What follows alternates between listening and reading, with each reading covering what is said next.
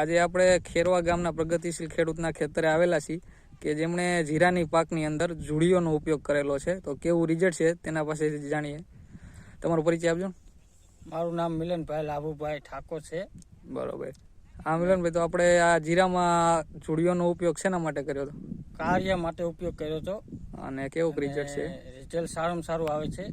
બરોબર. બીજી વખત ઉપયોગ કર્યો છે, પોરે ઉપયોગ કર્યો હતો, રિઝલ્ટ સારું આવ્યું હતું અને વણે આપણે ઉપયોગ કર્યો છે.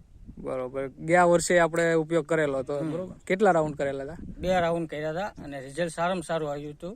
બરોબર. એટલે વણે 2 વખત ઉપયોગ કરવાનો. ટૂંકમાં ગયા વર્ષે 2 રાઉન્ડ કર્યા હતા અને અત્યારે આપણે 1 રાઉન્ડ થઈ ગયો. 1 રાઉન્ડ કર્યો હોય ને બીજો કરવાનો છે. બરોબર. અને આપણે બીજા ખેડૂતોને કોઈને ભલામણ કરવી હોય તો તમે શું કહેવા માંગો?